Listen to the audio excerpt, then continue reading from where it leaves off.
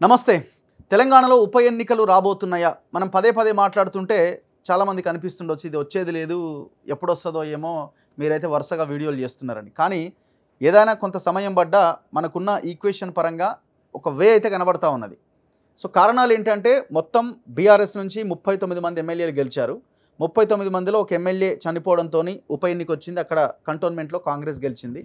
38కి పడిపోయింది. 38లో 2/3 మెజారిటీ కనుక ఎమ్మెల్యేలు కనుక కాంగ్రెస్లోకి వెళ్తే మొత్తం 26 మంది ఎమ్మెల్యేలు కాంగ్రెస్లోకి వెళ్తే అప్పుడు విలీనమైనట్టుగా భావించవచ్చు. అప్పుడు ఎలక్షన్ ఉండదు. కానీ 26 మంది వెళ్ళడానికి అవకాశాలు ఏమున్నాయనంటే ఇంపాసిబుల్. అది చాలా క్లియర్గా కనబడుతున్నది. సో ఇప్పుడు ఎవరెవరైతే పిటిషనర్దారులు ఉన్నారో, కేసీఆర్ ఫ్యామిలీకి సంబంధించిన వాళ్ళు ఉన్నారో, వీళ్ళందరూ లెక్కలు తీస్తే 26 మంది చేరడం అన్నది కష్టం. లేదంటే జరగాల్సిందేంటి, ఒకవేళ స్పీకర్ దగ్గర ఉన్న పిటిషన్లు ఇంకొక 4.5 సంవత్సరాల పాటు అట్లాగే పెండింగ్లో పెట్టుకుంటూ వెళ్ళాలి. కానీ అది సాధ్యపడుతుందా? ఈ మధ్యకాలంలో సుప్రీంకోర్టు ఇస్తున్నటువంటి తీర్పులు కొంత స్పీకర్ నిర్ణయాల మీద కూడా కొంత గట్టిగానే కనబడుతూ ఉన్నాయి. మరి ఇలాంటి సిచ్యువేషన్లో స్పీకర్ అంతవరకు వెళ్ళడం సాధ్యం కాదు. స్పీకర్ వెళ్ళడం సాధ్యం కాదు, 26 మంది జాయిన్ అవ్వడము అసాధ్యం. మరి ఎట్లా అంటే బై ఎలక్షన్ వచ్చే ఛాన్సెసే కనబడుతున్నాయి అన్నది. అండ్ నిన్న కూడా హైకోర్టులో దీనికి సంబంధించిన దానం నాగేందర్, తెల్లం వెంకట్రావు అండ్ కడియం శ్రీహరి పిటిషన్ పెండింగ్లో ఉన్నది. బీఆర్ఎస్ వాళ్ళు వేశారు అండ్ ఏలేటి మహేశ్వర్ రెడ్డి బీజేపీ ఆయన కూడా ఇంప్లీడ్ అయ్యిండు. సో ఈ పిటిషన్లో హైకోర్టు చాలా స్పష్టంగా చెప్పింది, మేము డెసిషన్ తీసుకునేంత వరకు స్పీకర్ వెయిట్ చేస్తారా అన్న ఒక క్వశ్చన్ రేజ్ చేసింది. సో ఇది కూడా చాలా పెద్ద స్టేట్మెంట్. మరి ఏం జరుగుతున్నది రాష్ట్రంలో? ఈ బై ఎలక్షన్ వచ్చే అవకాశాలు ఎంతవరకు ఉన్నాయి? లీగల్గా ఏ పాయింట్స్ కనిపిస్తున్నాయి? మాట్లాడదాం. నా ముందు senior advocate Sharath Kumar sir ఉన్నారు. సార్ నమస్తే. నమస్కారం. సో మీ అంచనా ఏంటి సార్? నేనైతే దాదాపు వస్తాయని అనుకుంటున్నా. మీ అంచనా ఏంటి? రఘు, ఒకటి మీరు ఇప్పుడు చెప్తున్నప్పుడు 2/3 లెజిస్లేటర్స్ కనుక విడిపోయి కాంగ్రెస్ పార్టీలో చేరితే అది చీలికగా పరిగణిస్తారా అన్నారు. అది ఒకప్పటి మాట. ఎప్పుడైతే మహారాష్ట్ర క్రైసిస్లో సుప్రీంకోర్టు జడ్జిమెంట్ చెప్పిందో మహారాష్ట్రలో ఇదే అంశం మీద చర్చ జరిగింది. అంటే ఉద్ధవ్ ఠాక్రే, షిండే రెండు వర్గాల మధ్యలో 2/3 మెంబర్స్ ఉన్నప్పటికీ కూడా షిండే వర్గం ప్రత్యేకంగా ఏర్పడాన్ని సుప్రీంకోర్టు తప్పుపట్టింది. సుప్రీంకోర్టు ఏమన్నది, లెజిస్లేచర్ పార్టీ అనేది ఎప్పుడు కూడా నిజమైన పొలిటికల్ పార్టీ కాదు. అసలు పొలిటికల్ పార్టీకి లెజిస్లేచర్ పార్టీ ఓన్లీ ఒక తోక లాంటిదే. అసలు పార్టీ యొక్క లెజిస్లేటివ్ విప్లను అపాయింట్ చేస్తారు. లెజిస్లేచర్ పార్టీ లీడర్ ఎవరు ఉండాలో డిసైడ్ చేస్తారు. ఇవన్నీ జరుగుతాయి. ఇప్పుడు పార్టీ అధిష్టాన వర్గం నిర్ణయించిన వ్యక్తే లెజిస్లేచర్ పార్టీ లీడర్ అవుతాడు. అంటే ఎవరు నియమిస్తున్నట్టు లెజిస్లేచర్ పార్టీని పార్టీయే నియమిస్తుంది. ఇది ఏ పార్టీలో అయినా సహజం. కాబట్టి 26 మెంబర్స్ రావడము, 24 మెంబర్స్ రావడం అనేది ఒక కళ. ఇది రెండోది ఏంటంటే, యాక్చువల్లీ ఇప్పుడున్న పరిస్థితులలో సుప్రీంకోర్టు ఇచ్చిన తీర్పుల దృష్ట్యా ఎట్టి పరిస్థితులలో కూడా స్పీకర్ త్వరితగతిన నిర్ణయం తీసుకోవాల్సి వస్తుంది. దీనికి తోడు ఇంకొక అంశం ఏంటంటే, స్పీకర్ ఆల్రెడీ ఒక 10 టీవీకి ఇచ్చిన ఇంటర్వ్యూలో క్లియర్గా చెప్పినాడు. ఏమని? నేను ఈ పొలిటికల్ డిఫెక్షన్స్కి అగెనిస్ట్ అన్నాడు. పార్టీ ఫిరాయింపులో నేను వ్యక్తిగతంగా ఇష్టపడను, ఇది రాజకీయ వ్యవస్థను కలుషితం చేస్తుంది. ఇట్లా ఏ పార్టీలో ఎన్నికైతే ఆ పార్టీలో వాళ్ళకు కొంత సహనం ఉండాలి. అదే పార్టీలో ఉండి ఆ పార్టీకి సేవ చేస్తూ మళ్ళీ అధికారంలోకి రావాలి, ప్రజాసేవ చేయాలి. మేము 10 ఏళ్ళు లేమా ప్రతిపక్ష పార్టీలో, మేము ఇట్లానే పార్టీలు మారినామా, ఈ సంస్కృతి మంచిది కాదు అన్నాడు. సో అట్లా ఒక మోరల్ స్టాండ్ తీసుకున్న స్పీకరు తన దగ్గరికి వచ్చినటువంటి పిటిషన్లను ఈరోజు కాకుండా రేపు కాకుండా ఎల్లుండి తప్పకుండా పరిశీలించాల్సి ఉంటుంది. అనుకుందాం మనలో మాట. ఇప్పుడు అక్కడ 2 రకాల ఆర్గ్యుమెంట్స్ జరుగుతున్నాయి. ఒకళ్ళు ఏమంటారు, కొహిటోహలాన్ కేసు లోపల 5 జడ్జిల ధర్మాసనము స్పీకర్ యొక్క విధుల లోపల కోర్టులు అనవసరంగా జోక్యం చేసుకోవన్నారు. అనవసరంగా అన్నారు, అంతేగాని జోక్యం చేసుకోలేవని అనలేదు. తర్వాత రెండోది, అదే జడ్జిమెంట్లో ఏం చెప్తున్నారు, స్పీకర్ 10th షెడ్యూల్లో ఒక ట్రైబ్యునల్ మాత్రమే, అంటే ఒక స్టాచ్యుటరీ బాడీ మాత్రమే. ఆయన స్పీకర్ హోదాలో పనిచేయడు, కేవలము డిఫెక్షన్స్ కేసెస్ డిసైడ్ చేసే ఒక ట్రైబ్యునల్ లాగా పనిచేస్తాడు. All tribunals are under the supervisory jurisdiction of the high court or supreme court under article 227. That is a fact. So గతంలో కూడా స్పీకర్ల నిర్ణయాల మీద కోర్టు జోక్యం చేసుకున్న సందర్భాలు ఉన్నాయి. ఇక్కడ ఎంతకాలము అతను దాన్ని ఆగబడతాడు? ఇంపాసిబుల్. కాబట్టి ఇప్పుడు సుప్రీంకోర్టు ఇచ్చిన తీర్పు ప్రకారంగా 3 నెలలు కాకుండా ఇంకో నెల అదనంగా. తర్వాత ఇప్పుడు హైకోర్టులో మనలో మాట, హైకోర్టు వాళ్ళు 3 నెలల లోపల డిసైడ్ చేయండి సుప్రీంకోర్టు ఇచ్చిన తీర్పు ప్రకారం అని అంటారు. అట్లా అంటే ఆయన డిసైడ్ చేయాల్సి వస్తుంది. లేదు కాదు హైకోర్టుకు అధికారం లేదని ఒక నిర్ణయం చేసిన అనుకుంటే అప్పుడు సుప్రీంకోర్టుకు వెళ్తారు. సుప్రీంకోర్టు తన మాటల్ని తనైతే మళ్ళీ తప్పు అని చెప్పలేదు కదా. మళ్ళీ అట్లా చెప్పాలంటే 5గురు జడ్జిల ధర్మాసనానికి మళ్ళీ వెళ్ళి గతంలో స్పీకర్ ఆల్రెడీ వెళ్ళింది అంటున్నారు, 5 మెన్ బెంచ్ దగ్గర ఉంది అంటున్నారు. లేదు అసలు, అంటే అక్కడున్న అంశాలు వేరే ఇతరత్రమైన అంశాలు ఉన్నాయి. ఓకే. కానీ స్పీకర్ ఒక నిర్ణీత కాల వ్యవధి లోపల ఈ విషయాన్ని డిసైడ్ చేయాలన్నది రాజ్యాంగంగా నిర్దేశించబడింది. అసలు 10th షెడ్యూల్ తేవడం యొక్క కారణమేది. మూల ఉద్దేశం ఏంది?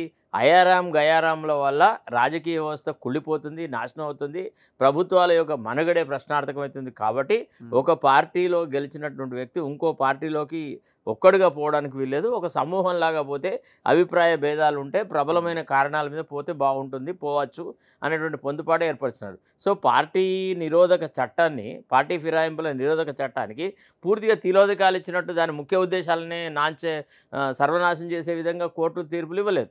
కాబట్టి మూల ఉద్దేశం ఏంది? వాలంటరీలీ ఒక వ్యక్తి తన సభ్యత్వాన్ని కోల్పోతే, ఇప్పుడు ఈ 9 మంది ఎవరైతే చేరినారో వాళ్ళంతా వాలంటీర్గా బీఆర్ఎస్ సభ్యత్వాన్ని వదులుకొని వచ్చిన వాళ్ళే. వాళ్ళు ఎవరు బీఫామే తీసుకున్నాడు. అందరూ ఒక్కళ్ళని కాదు, ఒక దానం నాగేందర్నే మనము సింగిల్ అవుట్ చేయడానికి ఆస్కారం లేదు. దానం నాగేందర్ కేసులో కొద్దిగా ఎక్కువ ఎవిడెన్స్ ఉంది, అంటే ఆయన బీఫామ్ మీద చేసినాడు కాబట్టి. బట్ ఇక్కడ ఎవరెవరైతే చేరినారో వాళ్ళందరూ ముఖ్యమంత్రి ఆఫీస్కి వచ్చి ముఖ్యమంత్రి ఆఫీసులో కండువా కలుపుకొని చేసుకున్నారు.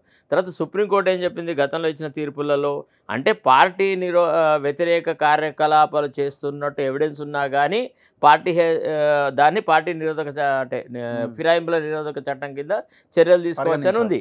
కాబట్టి వీళ్ళ చర్యలు డైరెక్ట్గా పోయి ప్రతిపక్ష పార్టీ అంటే ఇతర పక్ష పార్టీ యొక్క నాయకుడితో కలిసి ఆయనతో కండువాలు వేసుకొని, అంతేకాదు సామూహికంగా ఫోటోలు దిగి మళ్ళీ వాళ్ళు ఏ పార్టీని అయితే వదిలేట్టు వచ్చినారో ఆ పార్టీ మీద విమర్శలు చేసినారు. సో వీళ్ళ conduct absolutely it is anti party activity. So వాళ్ళు ఏ రకం కూడా బచాయించే అవకాశం లేదు. ఖచ్చితంగా వీళ్ళ డిస్క్వాలిఫికేషన్ జరిగి తీరుతుంది. 10 మంది మీద పడే అవకాశం, అందరు ఒకళ్ళ ఇద్దరి మీద, ఇప్పుడు ఉన్న వాళ్ళ ఇద్దరి మీద పడితే మిగతా వాళ్ళందరూ ఆటోమేటిక్గా అవుతారు. అందుకే ఈ 3 మీద తీర్పు రాకముందే చాలా మంది మళ్ళీ వెనక్కి పోవాలా, వెనక్కి వెళ్ళినా కూడా పడే అవకాశం ఉంది. అప్పుడు పార్టీ పరంగా చర్యలు తీసుకోకపోవచ్చు కదా, పార్టీ కంప్లైంట్ ఇవ్వకపోవచ్చు కదా.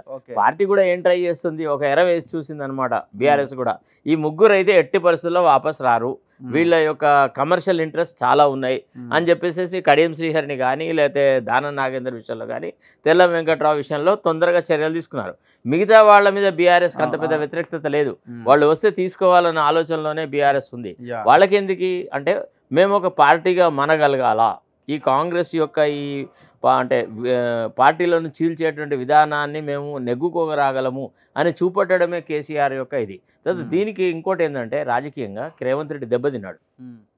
పార్టీ హైకమాండ్ని ఎట్లా నమ్మబలికినాడు అంటే మొత్తం 4 తప్ప బీఆర్ఎస్ పార్టీ అంతా ఖాళీ అవుతుంది, మనకు రాష్ట్రంలో బీఆర్ఎస్ అనే ప్రతిపక్షమే ఉండదు భవిష్యత్తులో, ఇక మనం once for all we can finish off BRS అని చెప్పినాడు.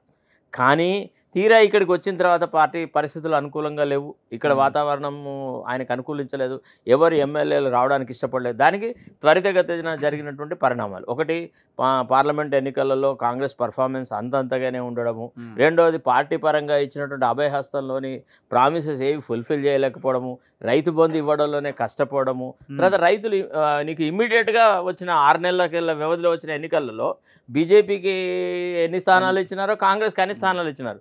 సో వాళ్ళు కూడా ఏం చూస్తారు, ఇప్పుడు ఇక్కడి నుంచి ఆ తీరం చేరాలనుకున్నవాడు మంచిగా సాగిపోయే నావలు ఎక్కుతాడు కానీ కాగితప్పడవలు ఎవడెక్కుతాడు. సో అట్లా ఆలోచించి వాళ్ళు కొంత వెనక ముందు అయినారు. ఈ 3 విషయంలో ఏదో ఒకటి తేలితే మనం ఒక నిర్ణయం తీసుకుందాం అనుకున్నారు. కానీ రేవంత్ రెడ్డికి కూడా అక్కడ పార్టీలో సరైన వాతావరణం లేదు. మల్లికార్జున్ ఖర్గే ఓపెన్గా ఈయనను పిలిచి, you said that entire party will merge with us, you are taking one after the other. మాకు నేషనల్ ప్రెస్ మమ్మల్ని చాలా ప్రశ్నలు వేస్తుంది, మేము నేషన్ లెవెల్లోనేమో పార్టీ ఫిరాయింపులను వ్యతిరేకిస్తున్నాము, మోడీని ఎండగడుతున్నాము, నువ్వు పోయి రాష్ట్రంలో టోటల్గా మేము చెప్పిన దానికి వ్యతిరేకంగా చేస్తున్నాం అనే మాట్లాడినాడు అనమాట. సో ఈ డిఫెన్స్లో పడ్డందుకు ఇప్పుడు టీఆర్ఎస్ ఎమ్మెల్యే 2014లో అండ్ 2018లో కేసీఆర్ కూడా సేమ్ ఇదే చేసినది. మరి అప్పుడు కోర్టులు అప్పుడు తీర్పు లేకుండా, అప్పుడు ఈ రకంగా ఆలోచన లేకుండే, కోర్టు యొక్క ఆలోచన సరళి ఈ రకంగా రాలేదు, తీర్పు రకం రాలేదు. అసలు యాక్చువల్లీ మహారాష్ట్రలో ఏదైతే క్రైసిస్ జరిగిందో, కర్ణాటక, మహారాష్ట్ర, తర్వాత మధ్యప్రదేశ్, ఈ క్రైసిస్ చాలా కొత్త విధానాలలో వచ్చినాయి. ఇప్పుడు కర్ణాటకలో ఏంది, డిఫెక్షన్ చేసిన వాళ్ళందరూ రాజీనామా పెట్టి మళ్ళీ ఎన్నికల్లో పార్టిసిపేట్ అయ్యి మళ్ళీ గెలిచినారు బీజేపీ టికెట్ల మీద. ఇక్కడికి వచ్చేటప్పుడు ఒక డిఫరెంట్ ప్యాటర్న్ వచ్చింది. తర్వాత ఇప్పుడు ఒక్కసారి తప్పు చేస్తే చూసి చూడనట్టు ఉంటుంది. విధిగా అదే పనిగా ప్రతి రాష్ట్ర ప్రభుత్వాన్ని కూలగొడుతున్నాడు మోడీ అనేటువంటి ఆ విమర్శ మరీ ప్రబలంగా ఉండింది. సుప్రీంకోర్టు కూడా గమనించిందన్నట్టు, ఒకటి కాదు రెండు కాదు ఇన్ని ఉదాహరణలు. మరి ఒక పక్క యాంటీ డిఫెక్షన్ లా ఉండంగా ఇంత నిస్సిగ్గుగా ఎట్లా చేర్చుకుంటాడు అనేటువంటి మాట వచ్చింది. అప్పుడు కోర్టులు రైట్గా రియాక్ట్. స్పీకర్ పరిధిలోని అంశం స్పీకర్ పరిధిలోకి కోర్టులు కూడా జోక్యం చేసుకోలేవు అన్నది మనం తరచుగా ఎప్పుడు అది ఎక్కడ ఉంటుందంటే ప్రతిసారి మనం వింటూ ఉంటాం. అది కాదు, లెజిస్లేటివ్ యాక్టివ్లో అంటే భారత రాజ్యాంగం 3 వ్యవస్థలను సృష్టించదండి. ఒకటి లెజిస్లేచరు, రెండోది జ్యుడిషియరీ, మూడోది ఎగ్జిక్యూటివ్. లెజిస్లేచర్ అంటే స్పీకరు, లోక్సభ, లేకపోతే రాష్ట్రాలలో అసెంబ్లీ, ఇవి అంటే కౌన్సిల్ చైర్మన్, తర్వాత అక్కడ రాజ్యసభ చైర్మన్, వీళ్ళంతా లెజిస్లేచర్లోకి వస్తారు. ఇక జ్యుడిషియరీ అంటే కోర్టుల సిస్టము, ఎగ్జిక్యూటివ్ అంటే చీఫ్ సెక్రటరీ ఆ స్థాయిలో ఎగ్జిక్యూటివ్ దీంట్లోకి వస్తుంది. అయితే ఇది లెజిస్లేటివ్ ఫంక్షన్ కాదు. స్పీకర్ ఏదైతే యాంటీ డిఫెక్షన్ లాలో ఏదైతే నిర్ణయం తీసుకోవాల్సి వస్తుందో అది లెజిస్లేటివ్ యాక్టివిటీ కింద రాదు.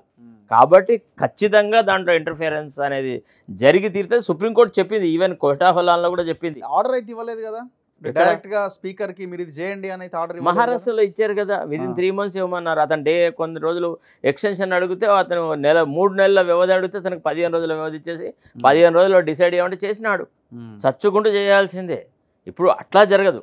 ఒకటి రఘు, ఇక్కడ ఎవరు లాభపడతారు ఎవరు నష్టపోతారు అనే దానికంటే ముఖ్యంగా రాజకీయంగా ఎట్లాంటి పొలిటికల్ కల్చర్ ఉండాలి, ఎథికల్గా. ఒక పార్టీ నిన్ను ఎంతగా ఎదిగిస్తుంది.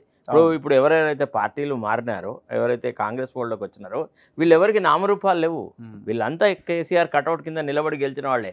వీళ్ళలో ఒక్కడు ఇండివిజువల్గా పోతే వీళ్ళు కంటెస్ట్ చేస్తే వార్డు మెంబర్లుగా కూడా గెలరు.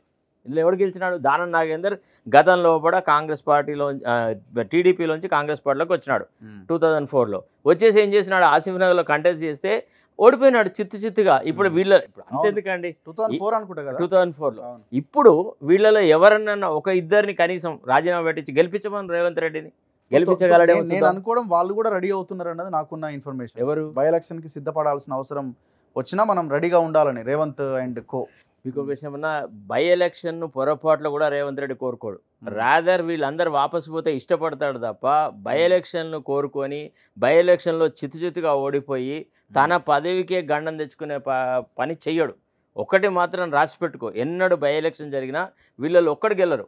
రేవంత్ రెడ్డి కాంగ్రెస్ నుంచి వేరే ఏదైనా చోట, సపోజ్ కాంగ్రెస్ శాసనసభ్యుడు చనిపోవడము, ఇంకా ఏదైనా రాజీనామా పెట్టడం, అట్లాంటి వేకెన్సీలో కాంగ్రెస్ గెలుస్తుందేమో కానీ నిస్సిగ్గుగా ఒక పార్టీని చీల్చి వాళ్ళని తన పార్టీలో చేర్చుకొని ఆ పార్టీ నుంచి మళ్ళా గెలిపించాలంటే ఎంత కామన్ అయిపోయింది. గతంలో కేసీఆర్ కూడా చేసిండు కదా, కొత్తగా చేస్తున్నా. ఒక్కసారి చెంపదెబ్బ కొట్టినప్పుడు చూసి చూడనట్టున్నాడు. పదే కొడుతుంటే ఈవెన్ పిల్లి కూడా ఎదురు తిరుగుతుందబ్బా.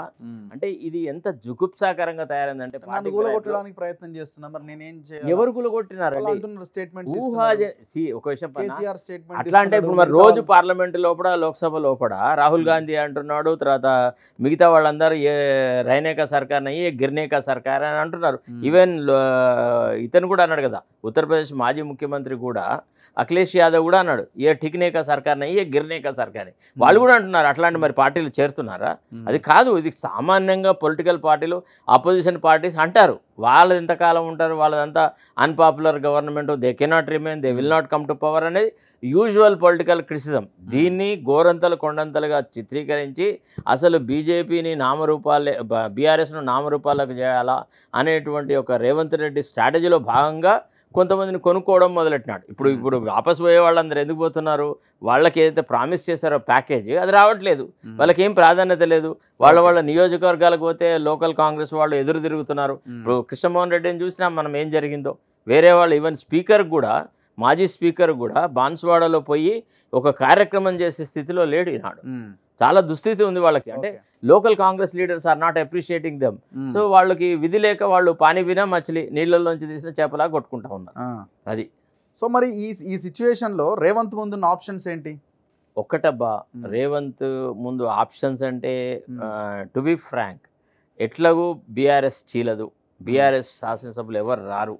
ఇక తను సైలెంట్గా ఉండేవాళ్ళు ఉంటారు, పోయేవాళ్ళు పోతారని వదిలెట్టుకోవాలి.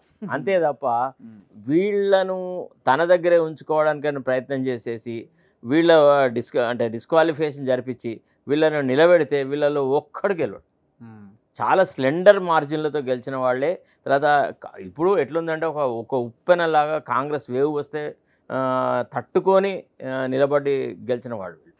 కాబట్టి కా ఆ రకమైన వాతావరణం వీళ్ళకు ఎవరి మధ్య ఉంటుంది మళ్ళీ పోటీ? పోటీగా చూడాలి మళ్ళీ బీఆర్ఎస్ అండ్ కాంగ్రెస్ వర్సెసే ఉంటుంది. Okay. బీజేపీ నామినల్ ఇట్లాంటి సీట్లలో ఎక్కడా లేదు. అసలు ఫస్ట్ ఆఫ్ ఆల్ ఈ విషయంలో రాష్ట్రం ఇంత అగ్గి బుగ్గు అవుతున్న ఏ సందర్భంలో కూడా బీజేపీకి అసలు రోలే లేదు. BJP is rather playing second fiddle to Congress.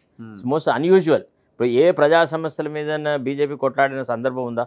ఇవాళ నిరుద్యోగులు ఎంత దుర్భరమైన పరిస్థితుల్లో ఉన్నారు, మాట్లాడుతున్నారా? రైతు బంధు ఇవ్వట్లేదు, మాట్లాడుతున్నారా? మరి కేంద్రంలో వాళ్ళ పార్టీ ప్రభుత్వంలో ఉంది, రాష్ట్రానికి రావాల్సిన నిధులు రాలేదు, బడ్జెట్లో ఎలొకేషన్స్ లేవు. ఈ రకంగా అంటే అందరికీ అర్థమైపోయింది కిషన్ రెడ్డి అనే వ్యక్తి యొక్క కబంధ హస్తాలలో బీజేపీ పార్టీ చిక్కుకున్నది. రేవంత్ రెడ్డికి కిషన్ రెడ్డికి మంచి సన్నిహితమైన సంబంధాలు ఉన్నాయి కాబట్టి బీజేపీ ఏం మాట్లాడదు. రేవంత్ రెడ్డికి ఏ పనిని కూడా సులభంగా చేయడానికి కిషన్ రెడ్డి కృషి చేస్తాడు. ఇది నగ్న సత్యం, ఇది అందరికీ తెలిసిన విషయం. వాళ్ళ మధ్య బంధుత్వం ఉంది, అది కూడా ఫ్యాక్టే. అట్లా సో నెక్స్ట్ మరో అంశము, కవిత ఈ మధ్యకాలంలో బయటకు వచ్చే అవకాశాలు ఏమైనా కనిపిస్తున్నాయా? ఒకటి ఇప్పుడు కాంగ్రెస్ వాళ్ళు అంటున్నారు కేటీఆర్ అండ్ హరీష్ రావు వెళ్ళి బిఎల్ సంతోష్ని కలిశారు, మిగతా బీజేపీ వాళ్ళని కలిశారు, ఏదో రకంగా ఆమెను ఇప్పుడు ఎట్లా బయటికి తేవాలన్న దాంట్లో చాలా డీప్ అనాలిసిస్లో ఉన్నారన్నది ఒకటి. వీళ్ళు కూడా ఢిల్లీకి పోయి మొన్న 6-7 రోజులు ఉండొచ్చినట్టున్నారు. సో ఇవన్నీ ఫ్యాక్టర్స్ చూస్తే ఆమె ఏమైనా వచ్చే అవకాశం ఉందా? అంటే రాష్ట్ర కాంగ్రెస్ నాయకులు ఎవరైతే ఈ మాటలు మాట్లాడుతున్నారో వీళ్ళకి రాజకీయాల్లో ఓనమాలు తెలియదు అన్నారా, ఏ మాత్రం విజ్ఞత లేని అంత చవట మాటలు అనమాట. ఒక పక్క కేజ్రీవాల్ అరెస్టును మొత్తం కేంద్రంలో ఉన్నటువంటి ఇండియా గఠబంధన్ వ్యతిరేకిస్తుంది. కేజ్రీవాల్ని ఎంతకాలము జైల్లో ఉంచుతారు అనేటువంటి మాట. ఒక పదవిలో ఉన్నటువంటి ఒక ముఖ్యమంత్రిని ఎంతకాలం జైల్లో ఉంచుతారు? తర్వాత సుప్రీంకోర్టు కూడా పిఎంఎల్ఏ యాక్ట్ని ఇంటర్ప్రిట్ చేస్తూ ఎంతో కాలం, ఇప్పుడు పిఎంఎల్ఏ యాక్ట్ పరిధిలో అరెస్ట్ చేస్తే ఎట్లా చేస్తారు అంటే అనుమానాల మీదనే చేస్తారు. చేసిన తర్వాత రివర్స్ బర్డన్ ఉందన్నమాట. అంటే ఎవరి మీద నేరం ఆరోపించబడదో అతనే నేను నిర్దోషిని ప్రూవ్ చేసుకోవాలి. సో అట్లాంటి దశలో కూడా త్వరితగతిన వీళ్ళు ట్రయల్ స్టార్ట్ చేయాలి. వీళ్ళు ఏం ట్రయల్ స్టార్ట్ చేయలేకపోతున్నారు కాబట్టి డెఫినెట్గా బెయిల్ వస్తుంది. అదే నేరంలో ఇన్వాల్వ్ అయినటువంటి కేజ్రీవాల్కి కానీ లేకపోతే మనోజ్ సిసోడికి కానీ బెయిల్ వస్తే ఆటోమేటిక్గా కవిత కూడా వస్తుంది. అయినా కవిత ఏమన్నా నిన్న మొన్న పోయిందా జైలుకి? దాదాపు 5 months అయింది. కాబట్టి ఇప్పుడు జైలు డెఫినెట్గా వస్తుంది. జైల్లో ఎవరిని పర్మనెంట్గా ఉంచుకోరు కదా, కంపల్సరీగా బెయిల్ వస్తుంది.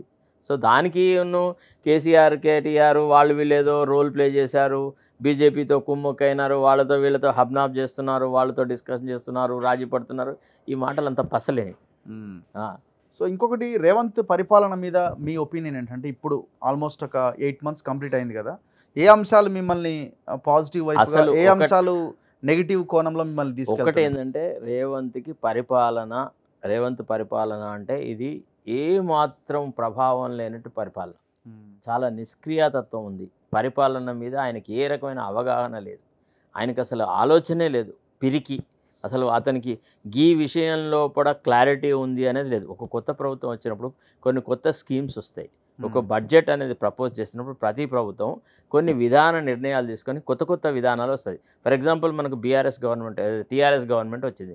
రాగానే వాళ్ళు ఏం చేసినారు, రైతు బంధు అని, రైతు రుణమాఫీ అని, తర్వాత గొర్రెల పెంపకం అని, తర్వాత ఇట్లా కొన్ని రకాలైనటువంటి స్కీమ్స్ తీసుకువచ్చినారు. సరే వాటి మిస్యూజ్ జరిగింది, అవి సరైన లబ్ధిదారులకు చెందలేదు, అది ఇది అని అన్నప్పటికీ మూల ఉద్దేశాలలో మాత్రం దాన్ని తప్పడానికి వీలేదు కదా. ఇవాళ దేశంలో ఎవరు చేయనటువంటి ఆలోచన రైతు బంధు. ఇన్పుట్ సబ్సిడీ ఇవ్వకుంటే రైతులు సేద్యం చేయలేకపోతున్నారు. అదే పనిముట్ల మీద సబ్సిడీ ఇవ్వడము, ఇతరత్ర మీద సబ్సిడీ ఇస్తే దానివల్ల ఏం ప్రయోజనం కనబడలేదు. 2 లక్షల రుణమాఫీ చేస్తున్నాం అంటున్నారు. ఈ 2 లక్షల కంప్లీట్ చేసినాం. ఒక విషయం రఘు, ఈ 2 లక్షల రుణమాఫీ అంటే తెలుగులో ఒక సామెత ఉంది ఏంటంటే, పంచపాండవులు అంటే 5, మంచపు కోళ్ళ వాళ్ళు అంటే 4, 3 అని చెప్పి 2 వేలు చూపెట్టినట్టు ఉంది. ఈ రుణమాఫీ చాలా తక్కువ మందికి జరుగుతుంది. నీకు కావాలంటే నా దగ్గరే ఉంది రుణమాఫీకి సంబంధించి వాళ్ళు పెడుతున్నటువంటి ఇవన్నమాట. ఏమని, సార్ నాకు ఫలానా వాళ్ళు ఇచ్చినారు, మాకు రాలేదని ఎంతోమంది మనకి ఇవాళ ఇది చేస్తూనే ఉన్నారు అన్నమాట. నేను మీకు చూపెడతా.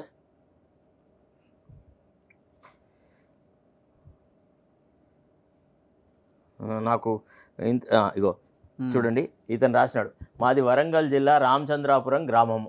మా చుట్టుపక్కల 13 గ్రామాల రైతుల అప్పులు 90%కు పైగా కాపుల కనపర్తి గ్రామంలో గల PACS ప్రాథమిక రైతు సహకార సేవా సంఘం నందు పొందినవే. ఇప్పుడు ఈ కాపుల కనపర్తి గ్రామం సంఘం మండలం వరంగల్ జిల్లాలోని బ్యాంకులో ఏ ఒక్కరికి కూడా రుణమాఫీ ఈ రోజు వరకు అవ్వలేదు. కారణాలు అడిగినా బ్యాంక్ అధికారులు సరైన సమాధానం ఇవ్వడం లేదు. మా రైతుల గురించి మీరు పట్టించుకోండి సార్ అని మెసేజ్ పెట్టినాడు. ఇది రైతు చెప్పిన మాట, ఇది మనం మాట్లాడుతుంది కాదు, ఇది వాస్తవం. అంటే we can't run away from the reality. The fact of the matter is కొంత హోంవర్క్ చేసి ఒక పద్ధతి ప్రకారంగా చేస్తారు. ఎవడైనా కానీ పాలసీ డెసిషన్స్ ఎట్లుంటాయంటే ముందు ప్రిపరేటరీ వర్క్ చేసేసి ఆ పాలసీ కనుక అమలు చేస్తే ఎంత ఆర్థికంగా మన రాష్ట్రం మీద బర్డన్ పడుతుంది, ఏ రకంగా నిధులు సేకరించాలని అంత సేకరించిన తర్వాత ఒక పర్టికులర్ కాంటెక్స్ట్ లోపల మనం నిర్ణయం ప్రకటిస్తాం. ఈయన ఏం చేస్తాడు, వంట ఏం వండుతామో చెప్పి ఆ తర్వాత సరుకుల కోసం అని చెప్పి మార్కెట్కి పోయే టైపు. దానివల్ల ఈ సమస్యలన్నీ ఏర్పడ్డాయి. ముందే ఇప్పుడు రైతు రుణమాఫీ చేద్దాము అనేటువంటి ఒక ఆలోచన ఉన్నప్పుడు ఎవడు చెప్పమన్నాడు? డిసెంబర్ 9th నాడే రాగానే 2 సిగ్నేచర్లు పెడతా అని చెప్పమలేదు కదా. ఆ తర్వాత 100 రోజులు అన్నాడు, ఒప్పుకున్నాము. ఆగస్టు 15th అన్నాడు, ఒప్పుకున్నాం. ఇట్లా ప్రతిసారి నాయన పులి వచ్చాయి అన్నట్టుగా తయారైంది అనమాట. అంటే ఈయన మాటలలో విశ్వసనీయత లేకుండా పోయింది. ఇవాళ major chunk of the farmers are totally unhappy. తర్వాత రైతులకు ఇస్తా అన్నటువంటి ఇప్పుడు పేదవాళ్ళకి ఇచ్చేటువంటి పెన్షన్ స్కీమ్ అటర్ ఫ్లాప్ అయింది. మహిళలకు ఇస్తా అన్న భృతి ఇవ్వలేదు. తర్వాత ఆడవాళ్ళకి స్కూటర్లు ఇస్తా అన్నాడు, నిరుద్యోగ భృతి అన్నాడు. అసలు ఏ వర్గం ఈనాడు హ్యాపీగా ఉంది చెప్పండి?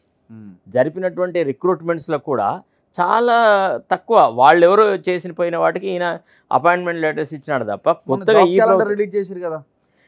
సరే, జాబ్ క్యాలెండర్ UPSC తరహాలో రిలీజ్ చేశారు కదా. ఏ మాత్రం ఖర్చు లేని పనుల గురించి చాలా ఉదారంగా మాట్లాడతాడు. మనము ఒక విషయం ఆనాడు జరిగిన లొల్లులలో ఫస్ట్ అంటే ప్రభుత్వం మారడానికి మేజర్ కారణాలలో ధరణి ఆగడాలు. ధరణికి సంబంధించిన సమస్య వల్ల 8 నెలలైనా ఐస్డీగానే ఉంది కదా. కొత్త ధరణి చట్టం ఏదో తెస్తున్నామని చెప్పి ఒక ముసాయిదాన్ని పెట్టినారు. ఇప్పటివరకు 8 నెలలుగా ఏ సమస్య పరిష్కారం కాలే కదా. అయిందా? చెప్పండి ఒక మాట. నిరుద్యోగులకు సంబంధించిన ఏ విషయంలోనా ఏదన్నా జరిగిందా? ఏమీ జరగలేదు కదా. సో తాను ఏదైతే మేజర్ ఫ్లాగ్షిప్ వ్యవహారాలు ఉన్నాయో ఏ ఒక్కటి రిజాల్వ్ చేయకుండా ప్రభుత్వంలో మార్పు ఎక్కడ కనబడింది?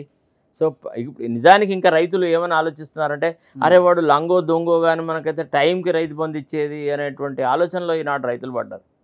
అసలు ఎక్కడన్నా ఒక్క చోట ఒక ఎన్నిక జరిగి ఉంటాయి. అసలు ఇప్పటికి ఒక లిట్మస్ టెస్ట్ కింద ఒక బై ఎలక్షన్ వచ్చినప్పుడు దానం నాగేందర్ మీద ఆయన మొన్న చెప్పాడు కదా, 30 సంవత్సరాల రాజకీయ అనుభవం ఉంది, హైదరాబాద్లో ప్రతి గల్లీ తెలుసు, అట్టా ఇట్టా అన్నాడు కదా. మరి ఆ దానం నాగేందర్ మీదనే అంత క్రిటిసిజం ఉంది కదా. ఆయనతో రాజీనామా చేయించి హైదరాబాద్లో నిలబెట్టు. ఇప్పుడు బై ఎలక్షన్ లోకల్ బాడీస్ ఉన్నాయి కదా. లోకల్ బాడీస్లలో ఎట్లుంటుందంటే అధికార పార్టీకి అనుకూలంగానే లోకల్ బాడీ ఎలక్షన్స్ ఉంటాయి జనరల్గా. ఎందుకంటే ఎమ్మెల్యే ఏ పార్టీలో ఉన్నాడో ఆ పార్టీ వాళ్లకు అనుకూలంగా ఉన్న వాళ్ళు ఉంటేనే లోకల్ బాడీస్లో పంచాయతీలకి నిధులు అవి ఇవి వస్తుంటాయి అన్నమాట. సో లోకల్ బాడీ ఎలక్షన్స్ ఎప్పుడు కూడా రాజకీయంగా ఒక నిర్ణాయకమైనటువంటి స్టెప్ కాదు. దాని బదులు ఒక బై ఎలక్షన్ జరగాలి. ఒక పార్లమెంటుకో లోక్సభకో లేదా ఒక అసెంబ్లీకో బై ఎలక్షన్ జరిగి ఆ బై ఎలక్షన్ జనరల్గా అయితే అధికార పార్టీకి అనుకూలంగా జరగాల. అట్లా బై ఎలక్షన్ అంటూ జరిగితే గెలిస్తే అప్పుడు మనం మాట్లాడచ్చు. అంతేగాని వాళ్ళు అంటారు ఇప్పుడు సికింద్రాబాద్లో మేము గెలిచాం కదా అని అంటారు. Secunderabad is a fluke event. ఎందుకంటే పంచాయతీ అక్కడ ఎమ్మెల్యే దాని గురించిన పెద్ద ఫోకస్ లేదు. అప్పుడంతా లోక్సభ ఎన్నికల మీదనే ఉంది. సందిట్లో సడేమియా అన్నట్టుగా ఆయన ఏదో గెలిచి వచ్చినాడు, కంటోన్మెంట్ అంతే తప్ప ఇతరత్రం ఏది లేదు. అంటే పరిపాలనలో గణనీయమైన మార్పు లేదబ్బా. సో ఎక్కడ ఏ పాజిటివ్ పాయింట్ మీకు కనబడట్లేదా? అసలు రవ్వంతా కూడా లేదు. On the other hand totally నెగిటివ్గా ఉంది పరిపాలన. అసలు ఇవాళ కనుక ప్రజాభిప్రాయం ఆయన అన్నాడు కదా, ఏమని రెఫరెండం అన్నాడు. నువ్వు చెప్పండి, ఏ రాజకీయ విజ్ఞతతోని 8 మంది శాసనసభ్యులు ఉన్నటువంటి పార్టీకి 8 ఎంపీ టికెట్లు వస్తాయి, 65-64 మంది ఉన్నటువంటి కాంగ్రెస్ పార్టీకి 8 సీట్లే గెలుస్తారు?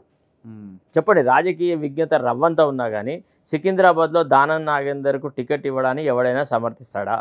మల్కాజిగిరిలో సునీతా మహేందర్ రెడ్డికి టికెట్ ఇవ్వడానికి ఎవడైనా సమర్థిస్తాడా? చేవెళ్లలో రంజిత్ రెడ్డికి ఇవ్వడాన్ని ఎవడైనా సమర్థిస్తాడా? చెప్పండి. ఇవన్నీ కావాల్సి కేవలం బీజేపీకి సహకరించడానికి చేసిన నిర్ణయాలే కాదా? మెదక్లో ఎట్లా ఓడిపోతారండి? కరీంనగర్లో ఎట్లా ఓడిపోతారు?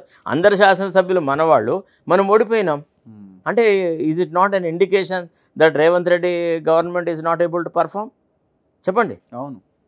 ఒక రకంగా డిస్మల్ పర్ఫార్మెన్స్ ఏమి లేదు, అంత అవుతుంది.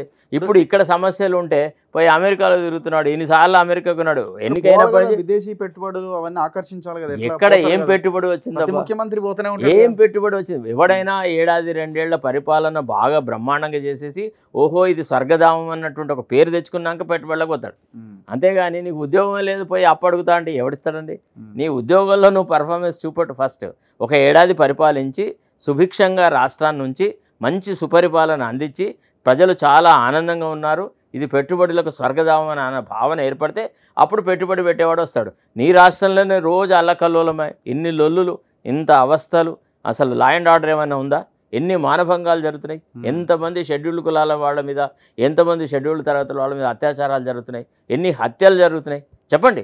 ఏ మాటకి ఆ మాట. మనము చాలా దారుణంగానే ఉంది, దారుణంగా ఉందా లేదా? ఇప్పుడు మనము బీఆర్ఎస్ ప్రభుత్వాన్ని చూసినాము, కాంగ్రెస్ ప్రభుత్వాన్ని చూస్తున్నాము, ఇట్లనే ఉండిందా లా అండ్ ఆర్డర్? అక్కడ ఏదో సోషల్ మీడియాని అటాక్ చేసిన అది చేసిన, అది కూడా చివరిలో చివరి అంకం లోపల కేసీఆర్ చెడిపోయినాడు, కేసీఆర్ కొడుకు బిడ్డ వల్ల. అంతకుముందు ఎంత బ్రహ్మాండంగా ఉండింది పరిపాలన ఒక రకంగా చెప్తే, మనలో మాట. అట్లా లేదు కదా ఇవాళ పరిపాలన. అసలు మంత్రివర్గాన్ని కూడా విస్తరించలేనంత అధమ స్థితిలో ముఖ్యమంత్రి అండి.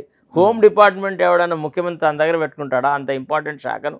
పోనీ పెట్టుకున్నాడు అనుకుందాం, మరి దాని మీద ఏమన్నా ఆయన కంట్రోల్ చేయగలడా? దాని మీద ఏమన్నా శ్రద్ధ వహించగలడా? అది సాధ్యం అవుతుందా చెప్పండి?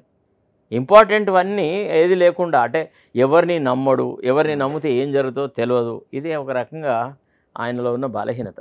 మెయిన్ ఏంటంటే basically arrogance is arrogant prick. Revanth Reddy అనే వ్యక్తి ఎందుకు రాజకీయాలలో పరిణితి చెందలేదు, ఎందుకు రాజకీయాల్లో పనికిరాడు అంటే ఏకపక్ష నిర్ణయాలు అన్ని సొంతగా. మీరు అడ్వకేట్ కదా, భూముల వస్తున్నాయి మీ దగ్గర? చాలా, ఒక్కటి కాదు అసలు ఎన్నో వస్తూ ఉన్నాయి. చూడు ఇది పెళ్ళికి వస్తుంది, రేపటి రోజున ఈయన పోయిన తెల్లారి భూములకు సంబంధించిన వ్యవహారాలు కొన్ని 100,000 వస్తాయి. ఇవాళ అసలు యాక్చువల్లీ సీమాంధ్రులకు స్వర్గధామం హైదరాబాద్. విన్నారా? రెగ్యులరైజేషన్ విషయంలో కానీ ఇతరుల విషయంలో కానీ ఇది అసలు హైదరాబాద్ తెలంగాణ వాళ్ళది కాదు, ఇది ఓన్లీ సీమాంధ్రుల హైదరాబాద్. అసలు తెలంగాణ వాడికి నాకు చెప్పండి అబ్బా, ఎంతమంది తెలంగాణ ఉద్యోగులకు అవకాశాలు వచ్చినాయి? GOMS నెంబర్ 46ని ఏ రకంగా సమర్థిస్తాడు చెప్పండి ఒక మాట. గ్రామీణ ప్రాంతాల్లో ఉన్నవాళ్ళు, ఎక్కువ మార్కులు తెచ్చుకున్న వాళ్ళు, ఎక్కువ దేహదారుఢ్యం చూపెట్టిన వాళ్ళు, వాళ్లకు ఉద్యోగాలు ఇవ్వకుండా కేవలం హైదరాబాద్లో ఉన్న సెటిలర్స్కి తక్కువ మార్కులకే ఉద్యోగం ఇవ్వడాన్ని ఏ రకంగా సమర్థిస్తారు చెప్పండి? ఇప్పుడు మాదిగల రిజర్వేషన్ విషయంలో ఇప్పుడే ఆర్డినెన్స్ చేసేస్తా, ఇప్పుడే అమలు చేస్తా అన్నాడు. మరి అదే పట్టుదల అంటే ఏ కారణంతో అయితే నువ్వు GOMS నెంబర్ 46ని అమలు చేయలేవో, అంటే అన్ని కోర్టులలో కేసులు వస్తాయి, నేను అమలు చేయడం కష్టం అది అని అన్నాడు కదా. అంటే తను డైరెక్ట్గా ఎప్పుడు చెప్పలేదు కానీ వేరే వాళ్ళతో చెప్పించాడు. మరి ఇప్పుడు మాదిగల విషయంలో కూడా ఇచ్చిన నోటిఫికేషన్లకి నువ్వు అనునయిస్తా అంటే ఎట్లా సాధ్యమవుతుంది? అది కోర్టులలో పోదా? మాలలు ఇంకా గట్టిగా కొట్లాడుతూ ఉన్నారు. ఇప్పుడు రెంట్కి జెండర్ ఎవడైనాడు రేవంత్ రెడ్డి. అటు మాలలు దూరం కొడుతున్నారు, మాదిగలు దూరం కొడుతున్నారు. మాదిగలు నమ్మలేకపోతున్నారు ఈయన మాటల్ని.